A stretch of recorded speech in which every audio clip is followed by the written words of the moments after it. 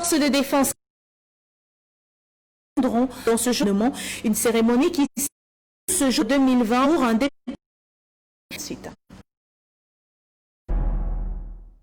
dans ce jour rounaise, le général est 10 personnes ayant été ri, 3 ayant également été. On a également rien de ma zone de compétence de secours. C'est d'autres. Son décès sur victoire pour l'armée camerounaise. Et en société, toujours dans la région du sud-ouest Cameroun, très en colère, il réclame Jean-Germain Yetna et Prince Akbar une fois. Les artères de la ville 2020, d'un vaste mouvement de proteste sont les responsables.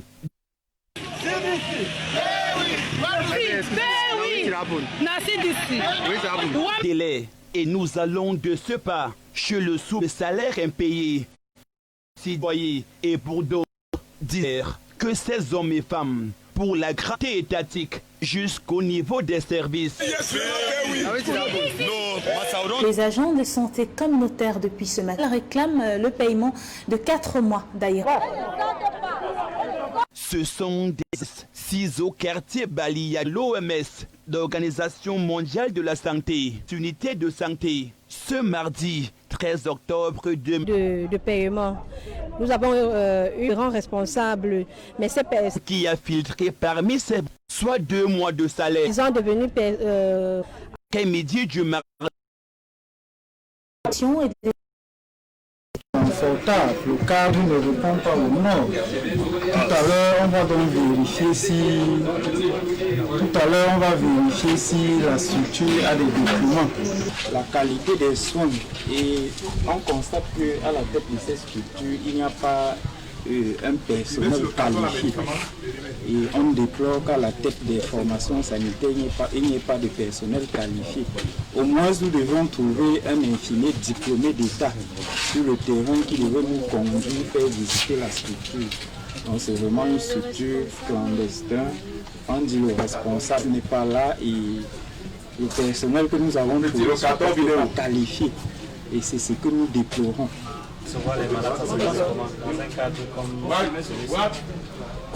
Quand le malade arrive, on le reçoit ici en consultation. Ici dedans, on prend ses paramètres avant de l'envoyer dans le centre. C'est ce qui se passe ici. Le problème, il y a les moustiquaires imprégnés dedans. Et toujours au quartier PK18, les membres de la CONAC, la Commission nationale anticorruption, les experts des droits de l'homme et les hommes maintenus qui composent la mission commandée sur le terrain par le préfet du Vori a également interpellé plusieurs tenanciers des boutiques et autres magasins qui font dans le stockage et la vente des médicaments périmés impropres à la consommation. On constate que dans cette pharmacie, il y a des médicaments périmés. Ici, nous avons un médicament qui est périmé là depuis le 2e mois 2020. Ça veut dire depuis février. C'est ça le médicament. C'est l'Aspégie qui est périmé depuis le 8e mois. Et on continue à vendre ça aux malades. C'est pas normal. Ici, nous avons un autre médicament qui est périmé depuis le 9e mois 2020. Nous sommes pratiquement au 10e mois. Dans cette pharmacie, il y a plusieurs médicaments périmés. Et c'est ce qu'on déplore. Donc, quand on trouve les médicaments périmés, la santé des Camerounais est en danger. Il va falloir que le médecin-chef du district de la zone puisse mettre un peu de l'ordre dans son secteur. La mission de contrôle, de répression et de saisie a également effectué la descente inopinée dans les quartiers PK14, PK15, 16 et 17 où des médicaments prohibés et un stock important du carburant frélaté ont été saisis.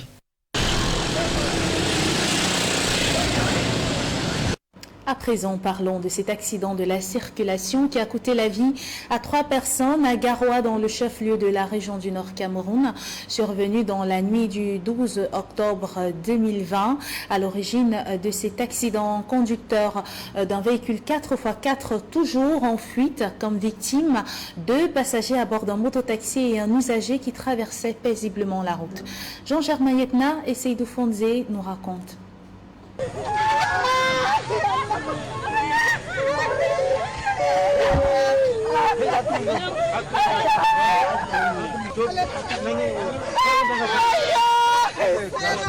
Sur les lieux du drame, les membres des familles victimes sont inconsolables.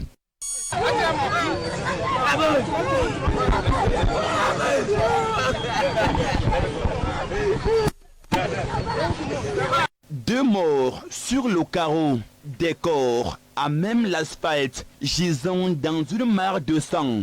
La scène macabre se déroule un peu plus de 20 heures ce lundi 12 octobre 2020 en face du jardin zoologique de Garoua, dans le chef-lieu de la région du Nord Cameroun.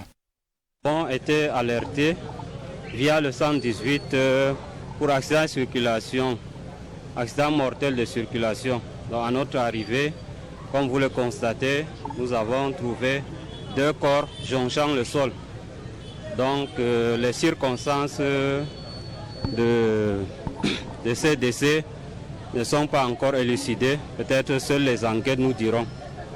Après avoir violemment percuté un usager qui traversait la route, l'arrivée à une vitesse de cimetière d'un véhicule 4x4 va s'avérer fatale pour les 2 dames, passagers à bord d'une moto-taxi, ainsi que l'usager en question, resté allongé sur la chaussée. Bilan non officiel, 3 morts et le conducteur de moto qui s'en tire avec des blessures légères.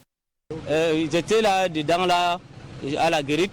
J'ai vu comment l'accident s'est produit. Un gars de la moto a transporté 2 passagers et le petit qui est couché là traversait.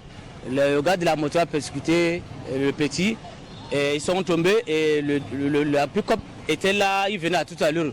Il ne pouvait pas les esquiver. C'est comme ça qu'il est monté sur eux.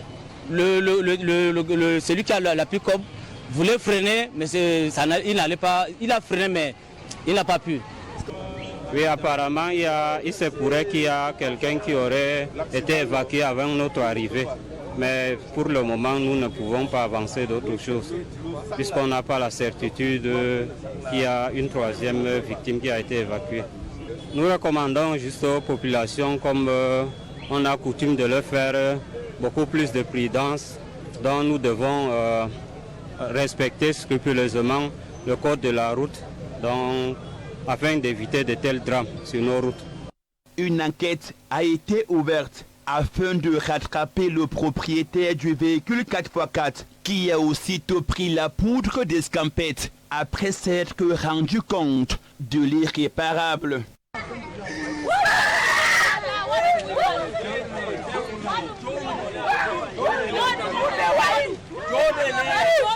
Toutes nos condoléances à la famille très durement éprouvée. Les usagers sont une fois de plus appelés à plus de prudence et surtout de responsabilité sur les axes routiers. Intéressons-nous à présent à cette merveilleuse nouvelle pour le port autonome de Douala et pour le Cameroun tout entier d'ailleurs. L'inauguration et la mise en eau des nouveaux engins nautiques dont s'est doté le port autonome de Douala s'est déroulé ce jour au cours d'une cérémonie en présence d'autorités administratives, membres du gouvernement, autorités traditionnelles et forces vives et communautés portuaires rassemblées autour du TIF, le docteur Joseph Diongouté, Premier ministre chef du gouvernement et par ailleurs représentant personnel du chef de l'État, son Excellence Paul Biya. Nos reporters Frédéric Moutomé et Patrice Foucault sont allés assister à cette cérémonie. L'acquisition est inédite pour le port autonome de Douala. C'est la volonté du président de la République dans sa vision d'émergence 2035. Et aujourd'hui, ce que nous vivons, c'est cet aspect de développement des infrastructures qui est une volonté du président de la République et la politique gouvernementale. Et nous sommes très fiers aujourd'hui d'avoir une direction générale qui est capable de transférer ce qui est une politique gouvernementale en réalité. 6 engins nautiques acquis, réceptionnés, puis inaugurés ce 13 octobre 2020 au quai du port Douala-Bonabéry par le représentant personnel du chef de l'État, Chief Dr Joseph John Gouté, Premier ministre, chef du gouvernement. Ces nouveaux engins que le port autonome de Douala vient d'acquérir et que nous venons de mettre en service sous l'éclairage du président de la République, Paul Biya. Mais j'ai aussi vu les autres réformes qu'effectue le port en termes de sécurité, en termes de fluidité de trafic dans son espace et beaucoup d'autres choses. Nous avons visité tous les aspects de ce port. D'un coût total de 45 milliards de francs CFA, les 6 engins nautiques, par ailleurs baptisés des noms des villages, contrées et personnalités de l'histoire du Cameroun, devront servir à draguer le chenal du port autonome de Douala, mais bien plus, à le rendre plus compétitif. Et nous sommes très contents de la manière dont ces travaux se déroulent. Et je crois que sous les instructions du président de la République, le port autonome de Douala est en train de se transformer en un véritable pôle pour la sous-région, non seulement centrale, mais dans l'Afrique de l'Ouest. En présence des membres du gouvernement, des parlementaires, des personnalités diverses et variées, mais également de la communauté portuaire, occasion a été donnée de récompenser les hommes et femmes qui ont œuvré au quotidien pour l'acquisition de ces engins. À l'occasion, ils ont reçu des distinctions honorifiques.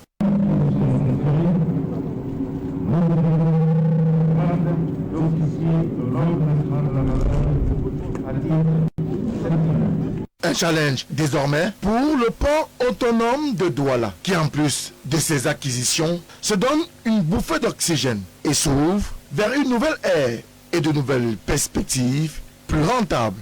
En somme, à en croire Cyrus Ngo, le directeur général de cette infrastructure portuaire qui redevient indépendante, car porte d'entrée et de sortie par voie maritime du Cameroun, et cela a valu la bénédiction des chefs traditionnels Sawa, du Vouri.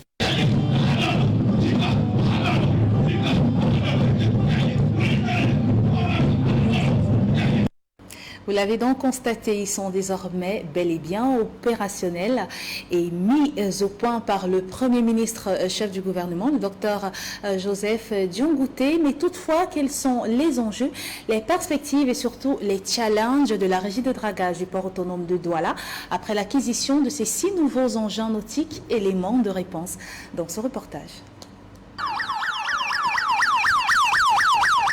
Avec ces importantes acquisitions, le port autonome de Douala reprend en main le contrôle du dragage du chenal sur le fleuve Vouri. Jusqu'à présent, le dragage était effectué par des entreprises étrangères. Désormais, nous allons le faire par nous-mêmes. En reprenant en main le dragage, comme c'est déjà le cas avec le terminal à conteneurs, le port autonome de Douala se donne les moyens de nouvelles niches de ressources financières, mais également la possibilité de faire des économies. L'ambition que nous avons, c'est de partir d'une dépense annuelle de dragage de plus de 10 milliards par an à moins de 5 milliards.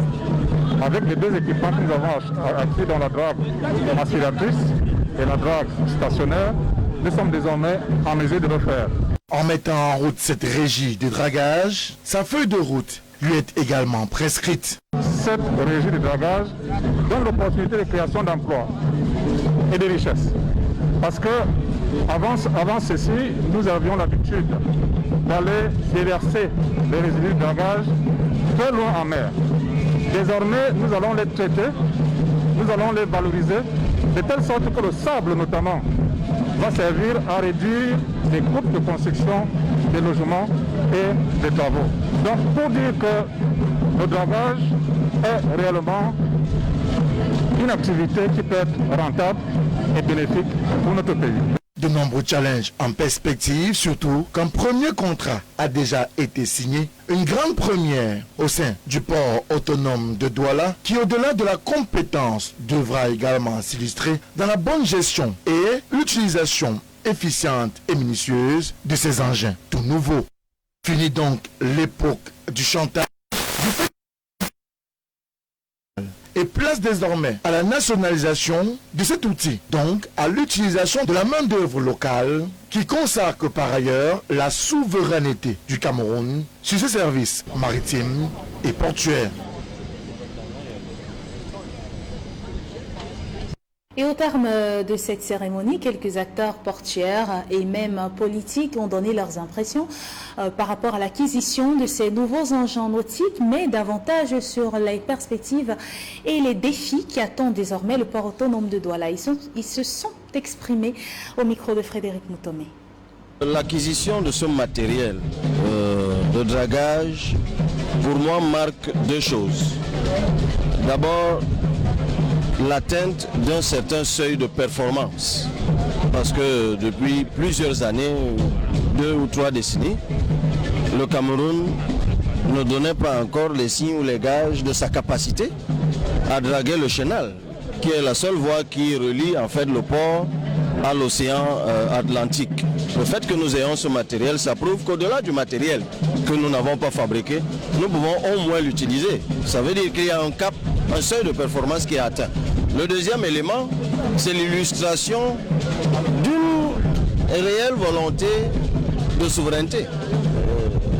Parce que nous sortons, par l'acquisition de ce matériel, de la dépendance aussi.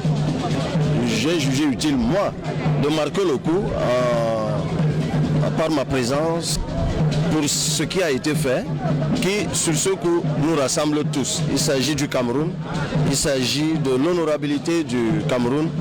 Maintenant, j'espère que nous aurons aussi, nous allons confirmer ce cap de performance par la maintenance, par la bonne utilisation de tout ce matériel. L'avenir nous dira. Une grande première. Je pense, à mon humble avis, que dorénavant, on ne pourra plus nous traiter comme les derniers, mais plutôt nous serons justement le porte-flambeau. Et je le précise encore une fois de plus pour dire que sur le plan du transport, le Cameroun est véritablement celui-là, le pays qui impulse. Nous sommes le poumon économique de toute cette région. Et nous sommes, je dis et je répète, nous devons être fiers en tant que Camerounais d'avoir cette expertise-là, cette compétence avérée qui vient de se démontrer une fois de plus à travers les acquis que nous voyons ici devant nous tous. Parlons à présent des droits de l'homme. 14 experts indépendants ont demandé au Cameroun la libération du leader de l'opposition du pays ainsi que des manifestants. Des derniers manifestants sortis dans la rue le 22 septembre dernier. Ils réclament également toute fin, toute cessation d'intimidation des opposants et des militants politiques camerounais. Patrick Guagnon. Les experts des droits de l'homme de l'ONU ont demandé hier, 12 octobre 2020 au Cameroun, de libérer le principal dirigeant d'opposition et les autres individus arrêtés lors de manifestations pacifiques à travers le pays et de cesser les intimidations à l'encontre des militants politiques. Ils ont également demandé au Cameroun d'enquêter de manière impartiale sur toutes les violations des droits de l'homme, y compris les allégations de disparition, de détention arbitraire et de mauvais traitements infligés aux manifestants et de traduire les auteurs de ces actes en justice. Nous sommes extrêmement préoccupés par les arrestations massives et manifestants pacifiques et de militants politiques qui expriment leur dissidence, ont déclaré les experts. Plus de 500 personnes auraient été arrêtées à la suite des manifestations organisées par l'opposition le 22 septembre dernier et quelques 200 seraient toujours en détention. Ces personnes risquent d'être accusés de terrorisme et d'atteinte à la sécurité nationale et d'être jugés par un tribunal militaire pour avoir exercé leur liberté fondamentale. Toujours dans ce communiqué, nous pouvons lire « Nous sommes préoccupés par l'urgence excessive de la force contre les manifestants pacifiques par les forces de sécurité camerounaises. La violence contre les manifestants a été disproportionnée avec l'utilisation de gaz lacrymogène et de canons à eau pour les disperser violemment. Les manifestants se sont mobilisés dans tout le pays en réponse à l'appel lancé par le parti d'opposition Mouvement pour la Renaissance du Cameroun MRC pour réclamer un dialogue national, des réformes du système électoral et le retour de la paix dans les régions anglophones du pays.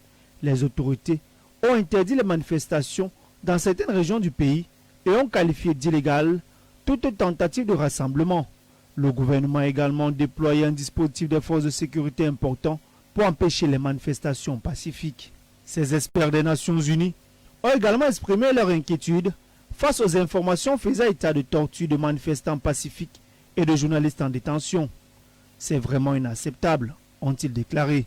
L'interdiction de la torture et de toute forme de traitement cruel, inhumain ou dégradant est absolue en vertu du droit international des droits de l'homme et ne peut être justifiée. Ils ont appelé le Cameroun à libérer le président du MRC, Maurice Kamto, qui est assigné à résidence avec sa famille depuis la nuit du 22 septembre. Les forces de sécurité l'ont empêché de communiquer avec les membres de son parti et ses avocats et de prendre part aux manifestations. Affaire à suivre. En éducation à Garoua, dans la région du Nord Cameroun, la rentrée scolaire a bel et bien débuté, mais toutefois pour les écoliers et les lycéens, c'est un véritable parcours du combattant lorsqu'il faut se rendre dans leurs établissements respectifs. Je vous propose de regarder.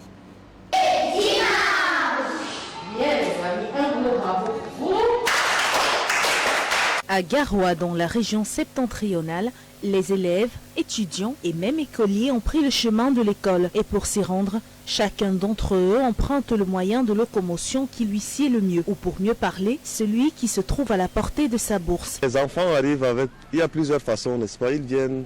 Certains, les parents accompagnent leurs enfants. D'autres viennent à pied. D'autres payent des mototaxis qui les amènent. Donc principalement, on a ces trois façons, n'est-ce pas, de venir à l'école. Certains, les parents les amènent. D'autres payent des mototaxis et d'autres viennent à pied. Beaucoup plus viennent à pied. Puisque l'établissement est au centre de la ville et c'est au centre de la ville, beaucoup plus viennent à pied, oui. Mais fort est de constater qu'ici, la moto semble être le moyen le plus prisé. Pourtant, on connaît tous les dangers qu'il y a dans l'usage quotidien d'engins à deux roues. Entre risque d'accident de circulation suite à une surcharge excessive ou encore chauffeur non certifié et agression résultante. Certains enfants peuvent même arriver à emprunter la moto au chiffre de 5, ce qui constitue un épineux problème pour le déplacement des élèves, enfants et étudiants. Et pour les parents les plus responsables, ils préfèrent prendre eux-mêmes la chose en main, venir chercher leurs enfants dans leurs écoles respectives. Fort heureusement, je sors à 6 heures pour ramener les enfants. Bon, il y a un peu de difficulté parce qu'au niveau des carrefours, il y a un peu d'embouteillage. Donc, raison pour laquelle on fait avec. Donc, c'est comme ça que je m'organise tout le matin. Grâce aux efforts conjugués par les autorités de défense et de maintien de l'ordre de la région du Nord, on peut apercevoir dans tous les grands carrefours de la ville des policiers qui sont chargés de réguler la circulation et de contrôler les vitesses, ainsi que les surcharges. Dieu merci que les policiers nous aident à nous montrer que la difficulté de la route, ils nous montrent comment vous conduisez, s'arrêter que les enfants de l'école passent, on continue notre chemin.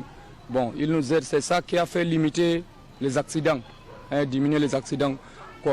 L'année passée, comme il ne restait pas au carrefour, là, il y avait trop d'accidents sur la route. Mais malgré cette présence, les parents continuent d'être appelés à plus de responsabilités sur nos axes routiers, car cela incombe une prise de conscience individuelle. En sport, polémique autour des stades retenus pour le CHAN 2021. Le secrétaire général de la présidence de la République, Ferdinand Ngongo, ordonne une fois de plus à Manaouda de libérer les différents sites au plus tard au mois de décembre prochain. Plus de détails avec Zobel Apollinaire Mbon.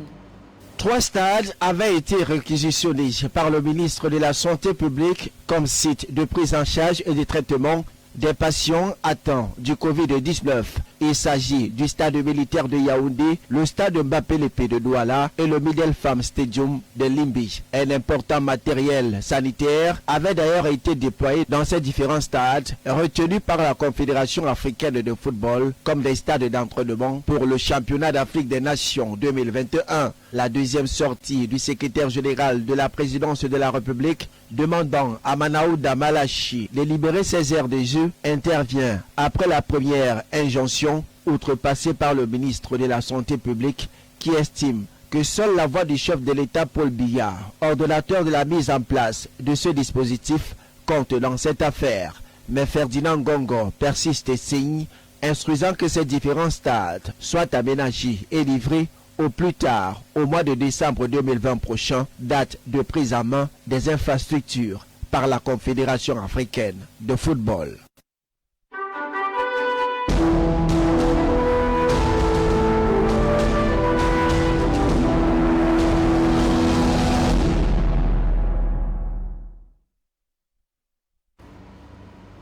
En Chine, coronavirus, 3 millions d'échantillons ont été prélevés en près de 2 jours. C'est à Qidao, dans l'est de la Chine, un dépistage express de 9 millions d'habitants après la découverte d'un nouveau mini-foyer de coronavirus. Suivons ce reportage de nos confrères de France 24.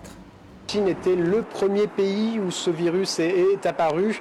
Forcément, il y a une pression supplémentaire pour les autorités à gérer ce dossier, surtout qu'au début de cette épidémie, en janvier-février à Wuhan, il y avait eu beaucoup d'expressions de mécontentement, beaucoup de colère dirigée aux autorités pour leur manque de transparence dans la gestion de cette épidémie.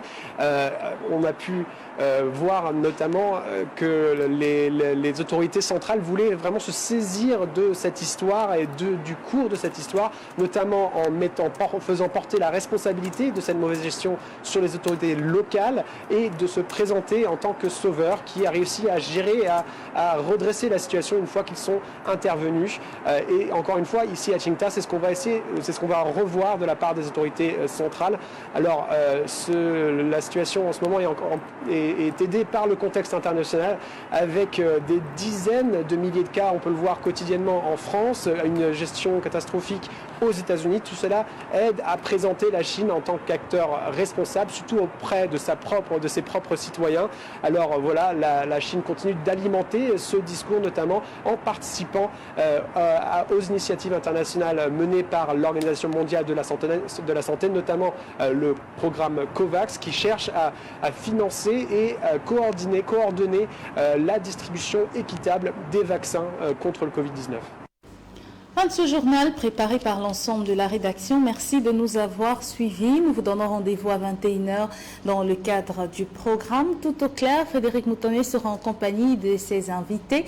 L'émission sera retransmise simultanément sur la page LTN TV officielle. Merci d'avoir été des nôtres. Restez en compagnie de nos programmes. Bonne soirée à tous. J'aurai le plaisir de vous retrouver demain lorsqu'il sera 19h45.